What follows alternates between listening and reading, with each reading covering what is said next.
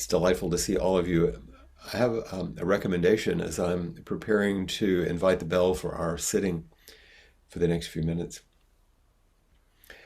You might consider this possibility. Is not required, of course, but maybe there's someone that you can see on your screen, um, someone you might know, but maybe someone you don't. But for some reason, um, on whichever, there's 3 pages on my computer now, but I don't know. But maybe there's someone that you see, or maybe a name that doesn't have a picture with it, but that you're you're intrigued by for some reason. You don't have to understand why. And as we sit, imagine that you're sitting in support of that person, that you're offering your practice for the next few minutes in support of that person. So they might know who they are, understand their beauty and their wholeness, their fullness, that sort of goodness that we offer as we sit together in loving presence and offer loving kindness and the compassionate orientation of practicing and awakening together. So um, there's certainly a whole number of people, but imagine what it's like to choose someone that is going to be the recipient of your practice efforts today for these next few minutes. Okay.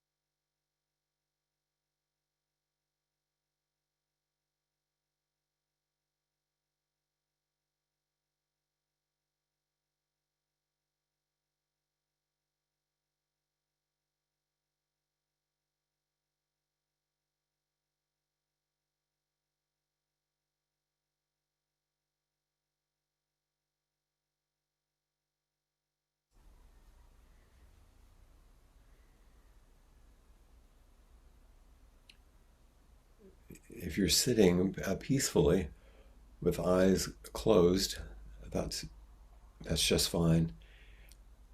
I would invite you, if you are practicing and offering the merit of your practice to someone on the screen, which you've selected, you might just check now and then. opening your eyes just to take them in, and you can close your eyes again, but so that you keep them in your heart as you extend your heart. But there is something else you might consider. It's very likely among the 65 odd people on the screen now that one of those people might have chosen you and is practicing on your behalf. It's quite possible. In this unbound offering and receiving of spiritual and emotional nourishment.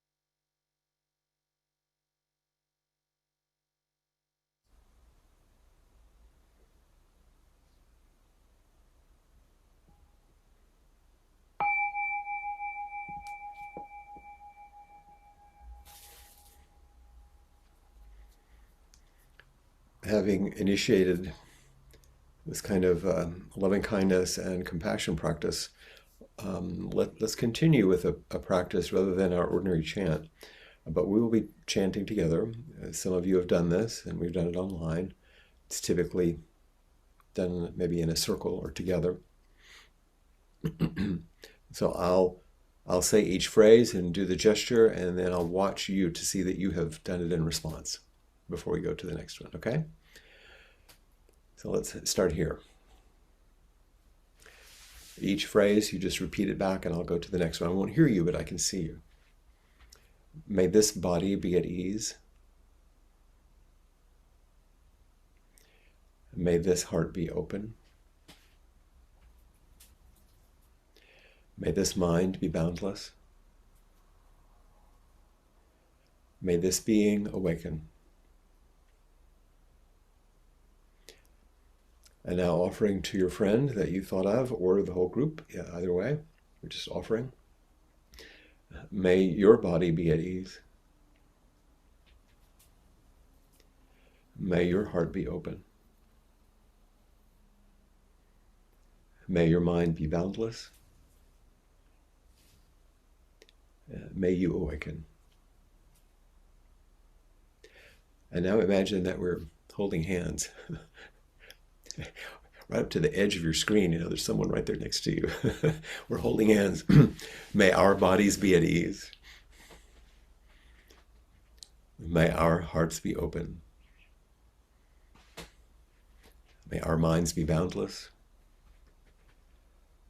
May we awaken together. And we offered it to our friends. Now let's offer to all beings, everywhere. May all bodies be at ease. May all hearts be open. May all minds be boundless. May all beings awaken together.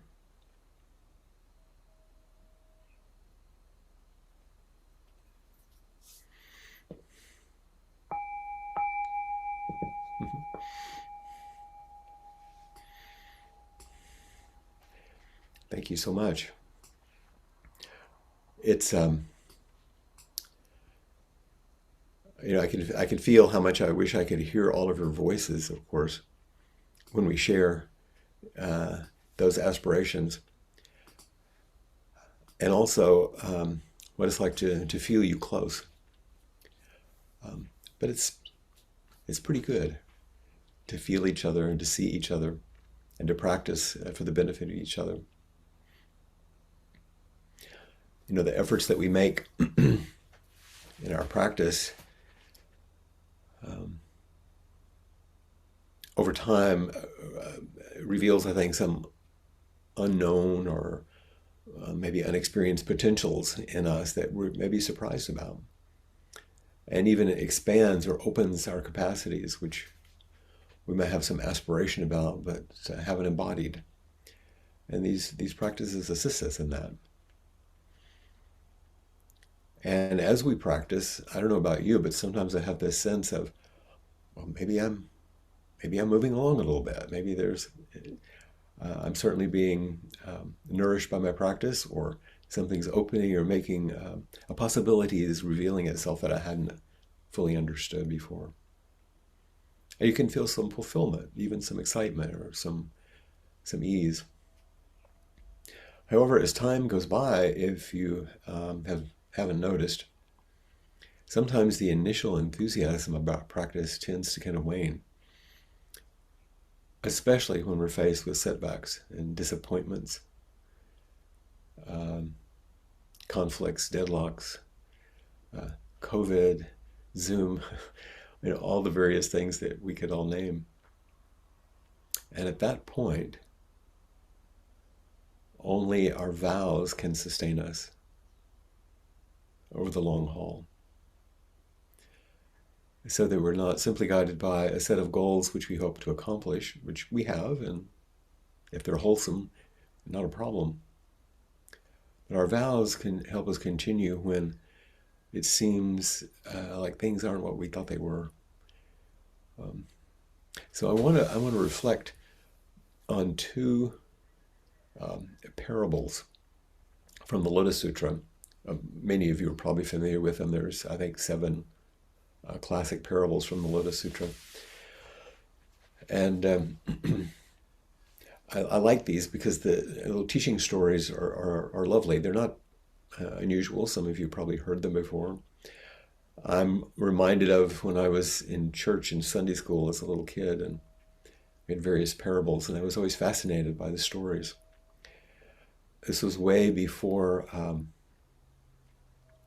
Netflix series on TV, but it was like, I wonder what's going to happen. It was these stories that were unfolding.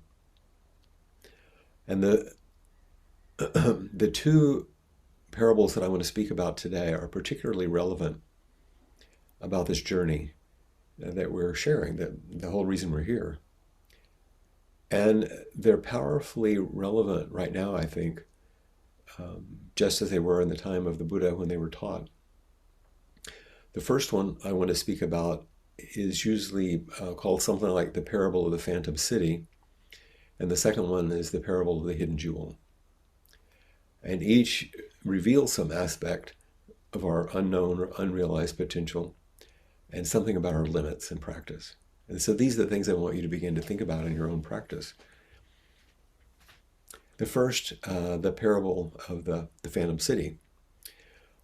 So as this story begins to unfold, there's a group of travelers who have set out on a journey to a place that is said to contain rare treasures, a wonderful, wonderful place where they want to go. It reminds me of the way people are flooding back into travel these days, hoping to break free of whatever limits they've had during COVID, to see someplace beautiful again, to at least feel the freedom of movement. But in order to reach this special place, this group is going to have to navigate a long and challenging territory. And the group is guided by experienced leaders who are well acquainted with the terrain. They know the way. And they also understand what it takes to make the journey. But inevitably, as they go along, the group becomes exhausted and fearful. And they want to turn back. Some of the people say, I don't think I can do this. But the leaders, concerned that all their effort to this part would be in vain, use their special powers. Remember, this is a Mahayana Sutra, so there are fantastical things that can happen. The leaders use their special powers to conjure up a magnificent city like a mirage on the horizon. And they say to the travelers, let's not turn back. We're really close. You can see it. And once we're there, you can stop and you can rest. And it's a place of real ease and true peace. So the travelers muster their energy and continue on, and soon they enter this beautiful, magnificent city. And they're nourished and rested, and once they're no longer fearful and they've calmed down, the leaders come to them and begin to reveal the truth. They say, this is actually not the real destination. This is a phantom city, conjured up so you could rest and kind of rekindle your resolve. And as wonderful as it seems, it's not actually the real destination. The place where the treasure is further. And this great city was a phantom that was conjured so you could rest and so you wouldn't be discouraged. It's important not to get discouraged. And it's said that this parable was offered to awaken in the Buddha's disciples this sense that how easy it is to become satisfied with their own personal achievements and arranging things like they want it, sort of a manager aspect of practice, a little bit of the self-centered dream that goes along with actual practicing. What did Trungpa call it? Spiritual materialism. And then in doing so, they may never leave the phantom city of individual achievement. I can rest in its comfort, but it has some illusory boundaries which you don't recognize in that comfort, limiting what's actually possible if you continued following your vow.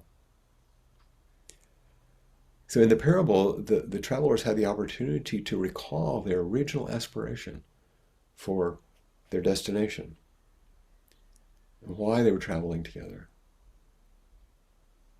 and how important it's been to assist each other as they make their way along this road. And this wholesome aspiration, both to break free of the boundaries that you feel in your everyday life, to reach a place of great treasure, to assist each other and accompany each other. This aspiration is inherent in everyone, I think. It's my experience. It's part of our nature, our true nature. Sometimes it manifests as bodhicitta. There are various ways it's talked about. But I think it's this deep well of goodness that wants to find a way to express itself and to manifest itself in the world. And sometimes it's called forward in us during times of great challenge. We think, gosh, I can't go on like the travelers. I can't do this.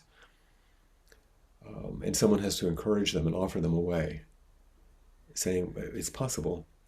And sometimes it's in great inspiration. You see the Phantom City and you think, there's something wonderful. Maybe there's a moment where you see someone who's quite awake and manifesting their life in a way that you would hope to. So the various things that call us forward in this uneven practice path that we share, that we were just invoking with each other. Do you notice where you get caught in discouragement or despair? Or do you also maybe notice how you get caught in a false sense of comfort or pleasure or having arrived? Or maybe both.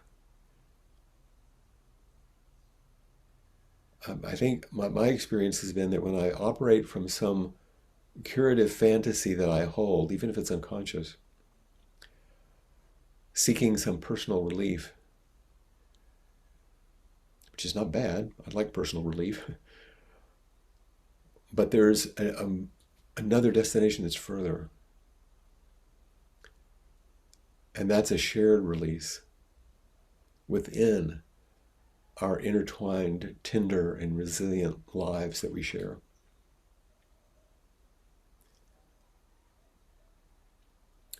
So this parable probably is resonating somewhere inside of you. Let's put it next to the parable of the hidden jewel. In this one, there's a poor man. In the original, of course, it was a male, but we'll use that for now. There's a poor person who meets an old childhood friend, and the old childhood friend that he meets has done quite well and is actually wealthy and successful. And so this successful man provides a banquet for his old friend who's struggled in life, and they have great wine and a bountiful dinner.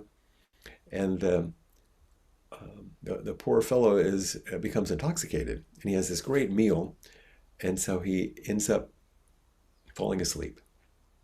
And the host takes care of him and provides a place for him to rest after this lovely banquet they've had together. And the next morning, the wealthy host has to get up and go on Zoom. Well, he has to go on business somewhere in the old days because he's a busy guy. But before leaving, out of abundant care and compassion for his friend, he sews a priceless jewel into the lining of his friend's robe while he's sleeping. And when the poor man awakens, his host is gone, and he has no idea that he's been given this jewel. And so he sets out on his journey, returning to his former life, and as always finds himself in the daily struggles for food and clothing and survival. And he engages his labors with great energy and resolve, encountering the everyday challenges and hardships and lovely things that come along. But he's often in a state of lack. But he manages with what he has. And later on, at some point in this parable, the two meet up again. And this sort of wealthy guy is shocked that his friend is in poverty, that he endures in this way because he's given him this jewel. So he comes to the man and he reveals the jewel that's been sewn into his robe. And this man realizes for the first time that he has possessed this priceless jewel all along and is overjoyed. And his whole life changes with that realization and with that discovery, offered by another out of compassion and care. So just as this man was ignorant of the treasure he possessed, how many of us are unaware that the Buddha has sown this jewel of unsurpassed both aspiration and fullness of our path towards awakening and the freedom that's already existing in all of us, and yet we find ourselves sometimes satisfied with only partial a sense of presence and a smaller portion of what in the old teachings might be called nirvana. We're happy in our phantom city. We each have a jewel or treasure, but we don't always know it. When you were sitting practicing for your friend, maybe someone you know or someone you don't know, I would imagine there's some part of you that can imagine the jewel in them. But we so often believe our narratives about ourselves and the stories others have constructed about us and reflect back to us. And we live in that illusory world. And sometimes we're unable or sometimes a little frightened or unwilling to see the truth of who we actually are, to see that reflection. And we can very easily get caught up in the identity of our suffering body and our troubled mind and our burdened heart, those things we were just offering for each other. And mesmerized by all of this, we're oddly immune. It's so interesting to see this culturally right now. We can be even internally oddly immune or resistant to new information and experiences when we're shown what's true, because it doesn't fit what we believe.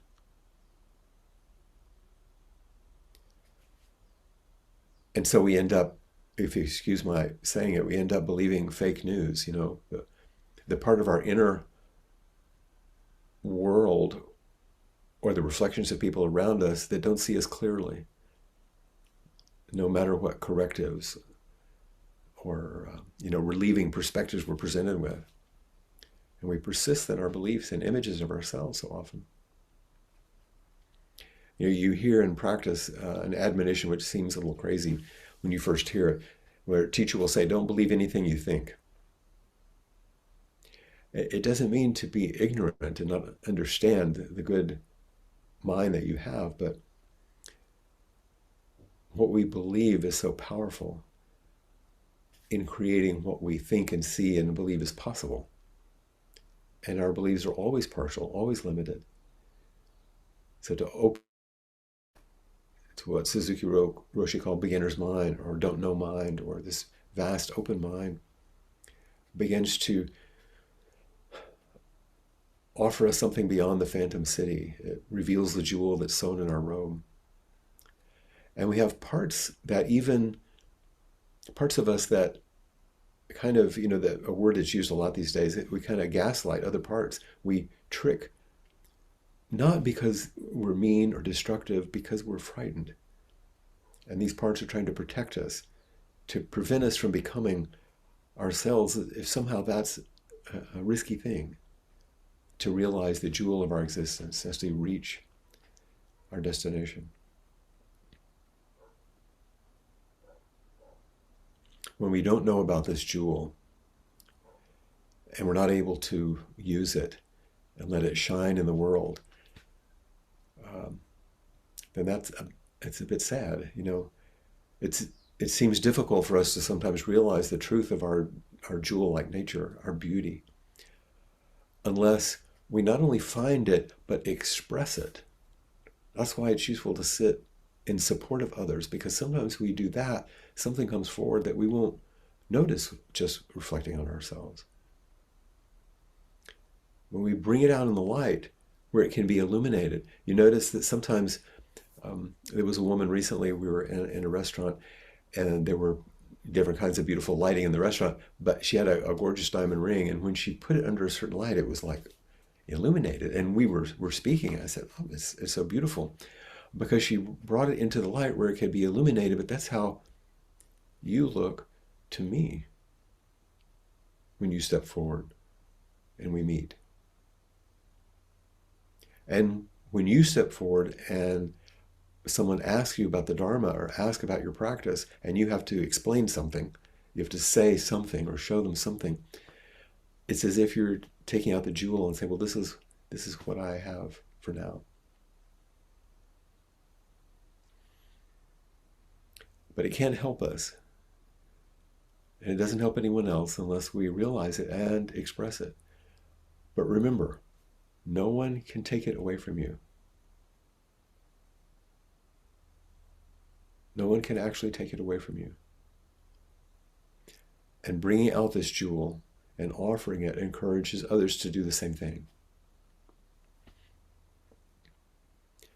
But how we find it in our sleeve, wherever it is a little tricky. It's not out there somewhere. It's up your sleeve. It's already there. And we seek it in this phantom city. I think if we just get everything right, if we just have the right practice, the right teacher, the right Zendo, the right book, the right friend, the right lover, the right job, whatever it is, then it will be manifest, all the while carrying it around with us.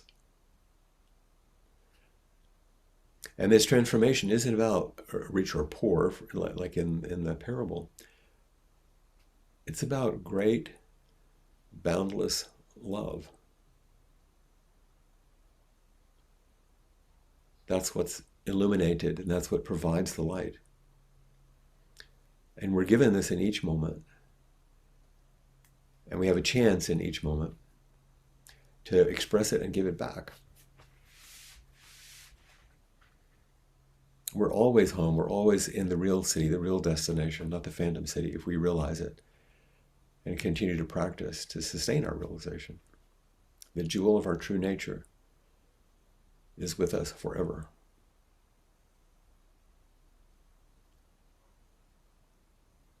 Do you realize it? What's in the way? So these are the questions I'd like for you to ask yourself. And then let me know if there are barriers or places that we can support you and encourage you. If you bring the jewel forward, we'll also bring it. And together that's what lights up the world. And that's our aspiration in our Bodhisattva vows, which light the way beyond the phantom city to our real destination of coming home. So if the jewel is now in your sleeve, you raise your hand to come forward. That's the first step in revealing it and realizing it.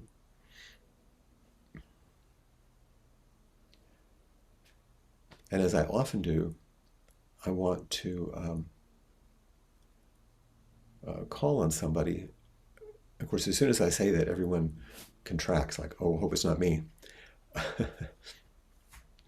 And I see Nelda's hand hang out there. Nelda, just for a second, if you would. And Marianne, would you hold up your hand, Marianne Gross, so that Maria can find you? There she is. And we're going to unmute you here. There, good. Hi. Hi there. Hi.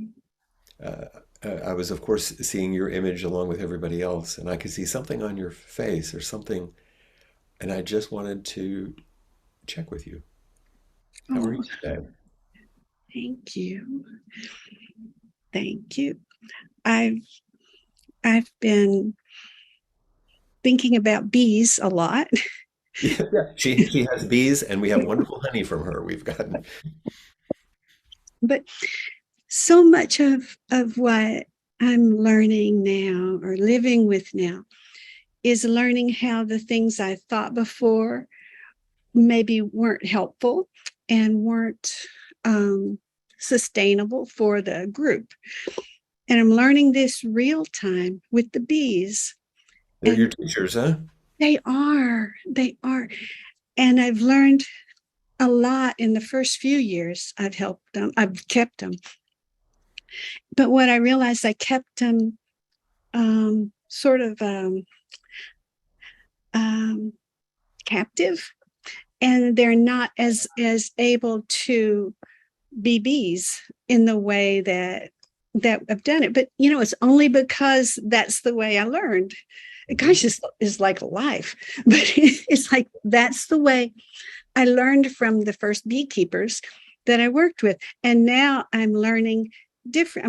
I'm learning how to support the bees from the aspect of helping them live and also giving something back to me. So that's what I'm thinking about as I'm listening to you.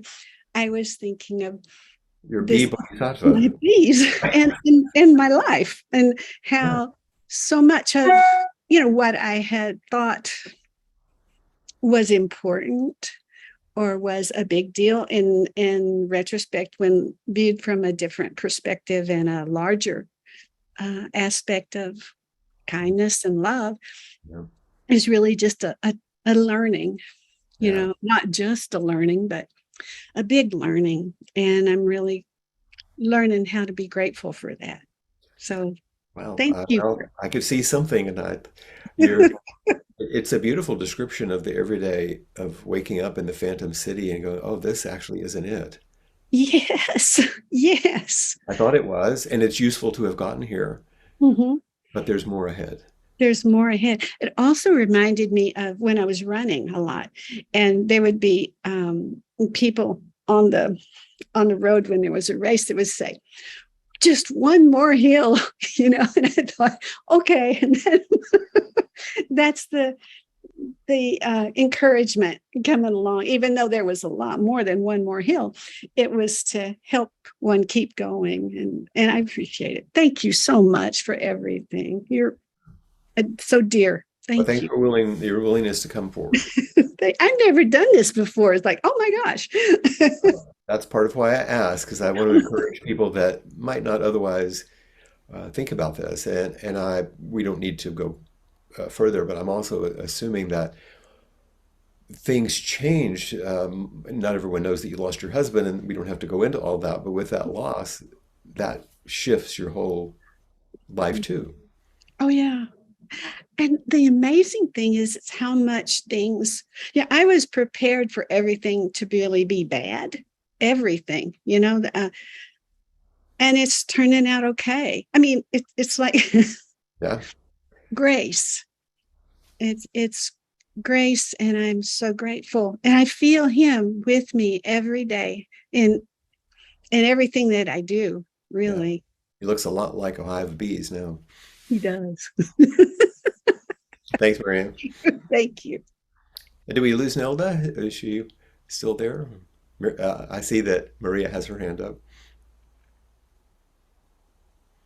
It's just telling me to unmute myself, but obviously you can hear me, so that's why. Oh, my heart's going a bit. Oh, give myself a minute. Uh, yeah, I was just thinking that I've spent most of my life. You're on about jewels. We've got jewels inside of us. Oh dear me, I do apologise. Everything's happening.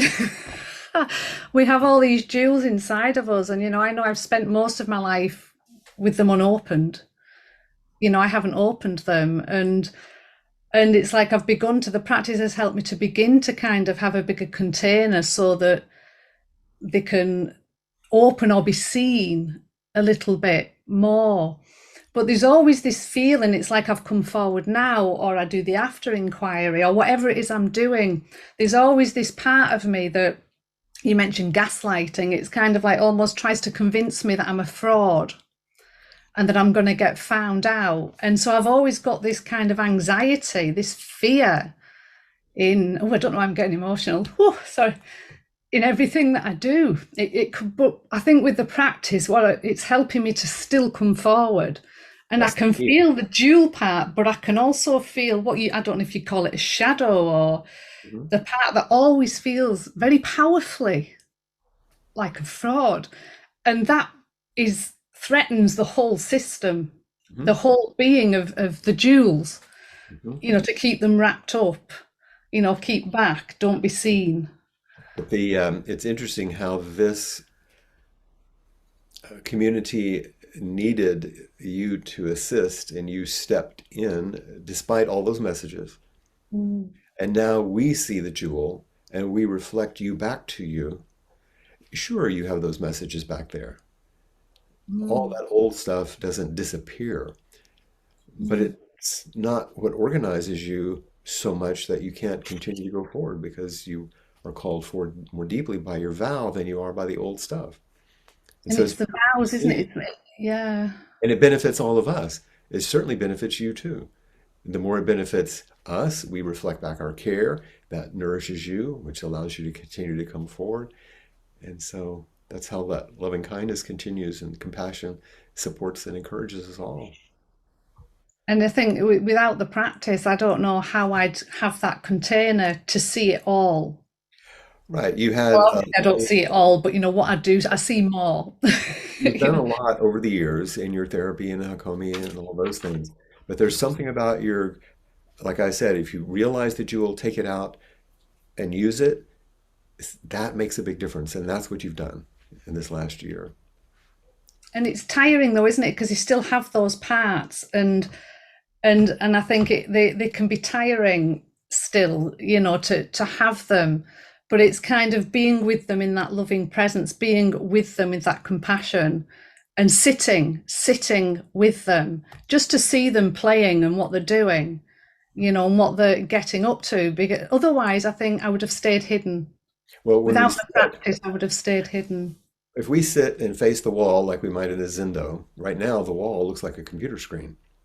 And all those little squares that we see, that's all the parts of us. Mm. And we sit with them with the same love and care that we would with all those people that we see. So please Yeah. continue, okay? Well, it is. It's the staying, isn't it? It's the staying that opens more up. Hmm. It's just in the disturbance, in the difficulty, in the anxiety or the fear or the fraudness. It's staying. Yep, Just stay. Just keep sitting. Just keep staying, and that's then it. it breathes. That's your You experience. can have it, but I have it all still. But it breathes. There's oxygen around it. Yes. Thank you. Thank you. Nelda's return. Yay. She has. Oh, where's she gone? I'll find her again. I think her hand must keep coming down, but I can get you. Here we go. There she is. I keep putting my hand down because I don't want it to be distracting. Oh, you're not distracted. The thing about it is when you have your hand up, it puts you in the first of the line up on top so we don't lose you. All right. It's good to see you, It's Flint. great to see you. So both stories. Lovely. Thank you. And I will just kind of do 4 PowerPoints. The first story reminded me of my own journey starting with this practice. And we all come to this practice for different reasons, right? I came to this practice much like I went to therapy and said to my therapist, "Do you have a year to fix me completely? And not done after a year, you're not that good." I essentially said that in slightly nicer words. And after a year, I was quite disappointed that I wasn't perfect, and frustrated, and just put out that there were so many more layers to deal with. Uh, And so I agreed to Another stay. destination further. That was the Right, Phantom City. right. That was the Phantom City. And I wasn't happy with the Phantom City, unlike the group in the parable, right? But as I stayed with therapy, I discovered there are innumerable layers. And I began to get more and more excited and curious about each one. And finally got to the point of, oh, I can't wait to see the infinite layers. Well, that's sort of how it's been with this practice. Mhm. I came to this practice to get fixed and become perfect, right? And no, not there, never will be. Yeah, Uh, that curative fantasy comes up again. right, but how lovely that I get more and more excited with each layer that comes up, with each new thing that I see. Unfortunately, you've failed. And what I say by that is, fortunately, we meet our edge and realize, oh, it doesn't go that way. Right, So that we provide the opportunity for more. right. And so with regard to this, to the second um, story you told us, um, as you were telling it, I'm like, did those sweet folks not realize that where they are is the perfect city, is the destination? And I think that happens in my practice so often that I I think it's out there, or I think it's outside of me.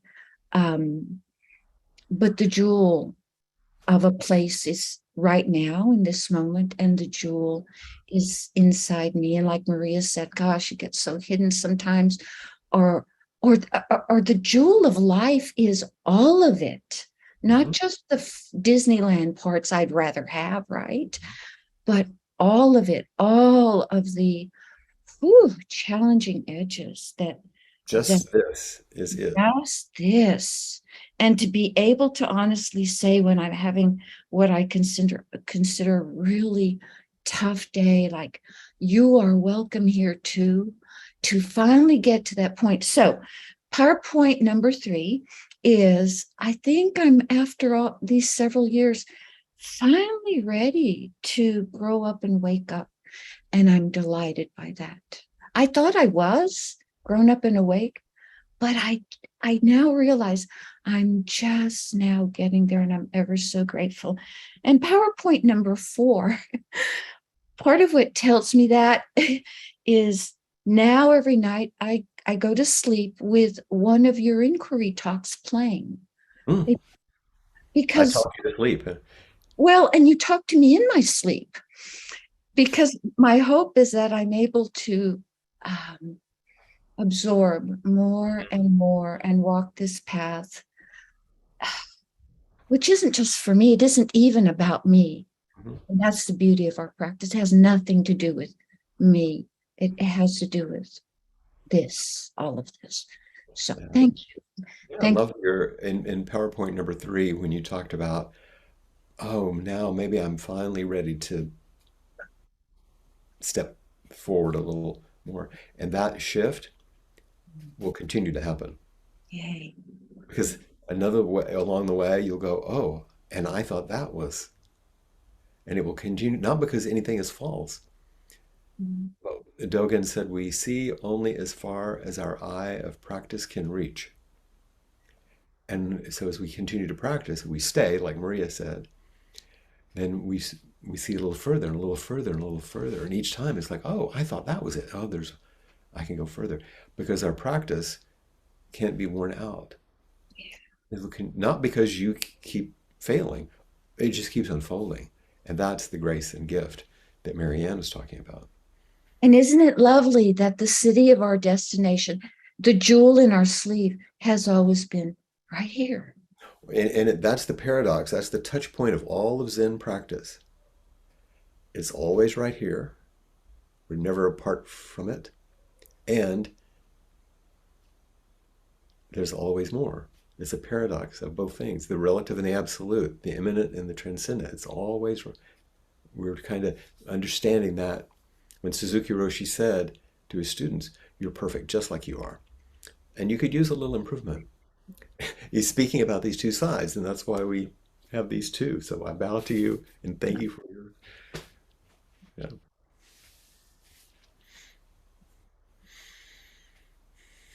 Now we Back have to the, Trudy. back to the UK.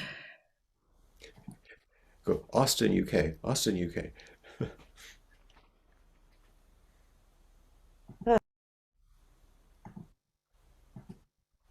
Getting unmuted somehow. Yeah, uh, It says you're muted, but you're not. yeah. Story of my life. Oh, that's weird. Well, it's that's so kind of muted, unmuted is such a interesting We can go down that road too. I know. I've got that. Oh God, don't start me there. What I was thinking about was I'd been reading something about the red thread, and in response to something that I was going to talk with someone about, and as you were talking about the jewel,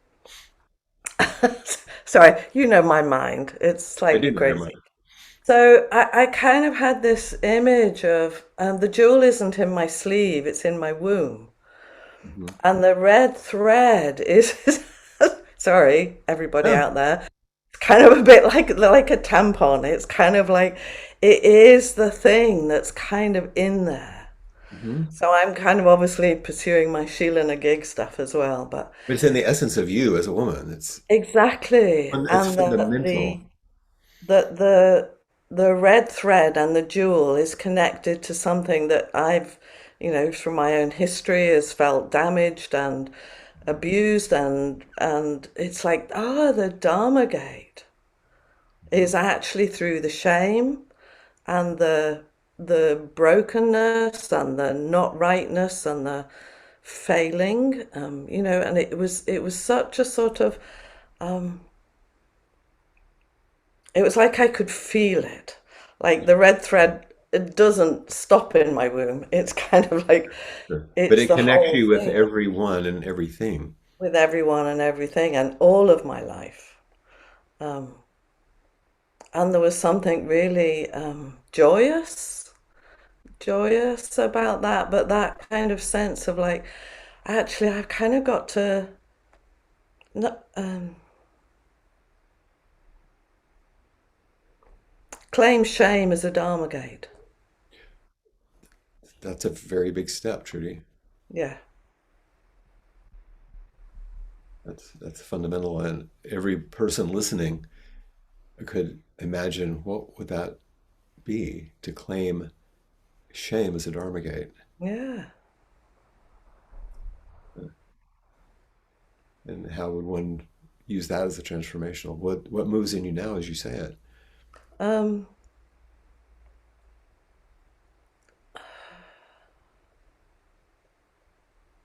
it's not joy. It was about 30 seconds ago. But kind of right now, it's more like, See the oh, turn. fucking hell, that's true. Yeah, That's like shit. really. Really? But Yeah. but it not being true is worse. Yeah. That's the real fucking hell, actually. Yeah. Yeah. And something about that, um,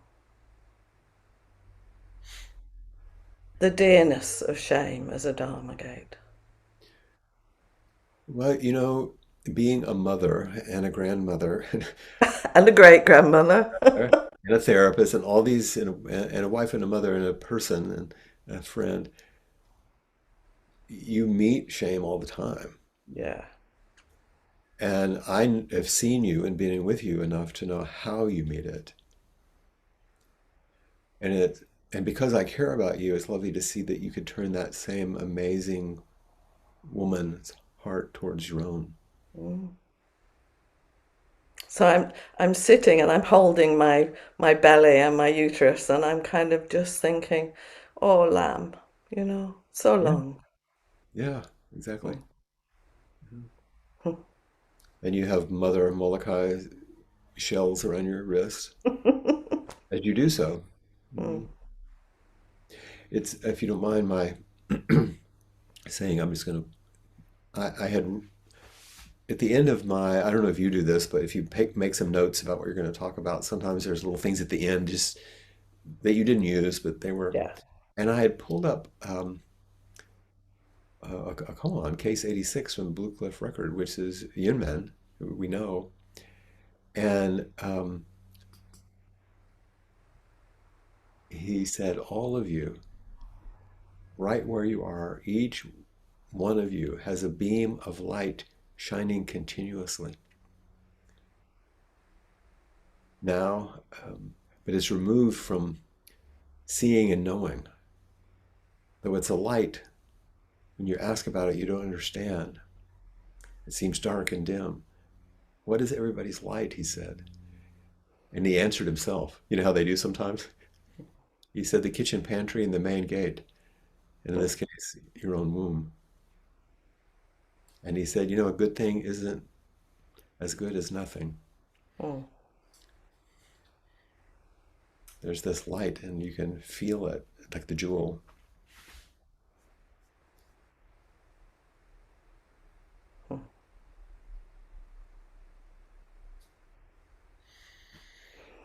Thank you. Thank you.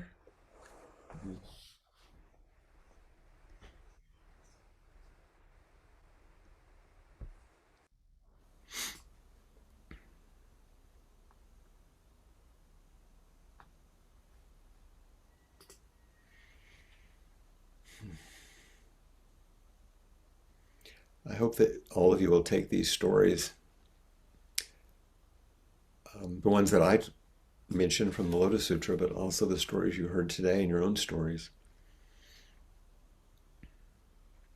and be kind to them and know them as Dharma gates.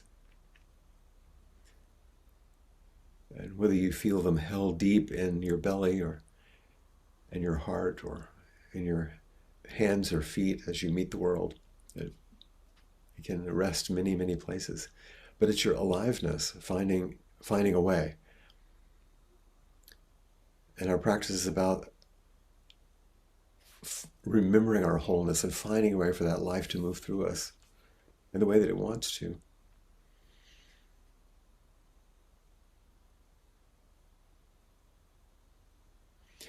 And it moves most easily, here we are together now, if we're not,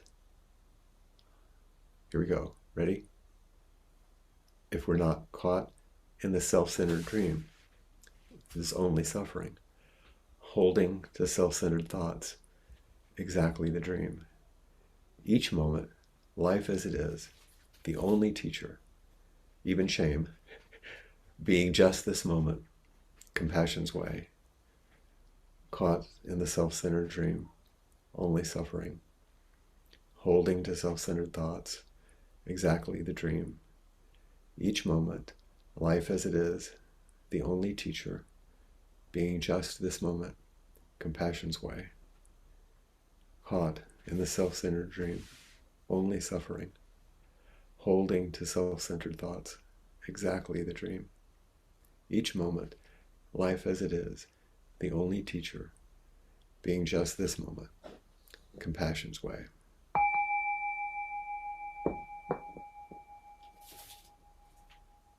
Thank you so much. Continue to practice with each other and for yourselves. You're all jewels.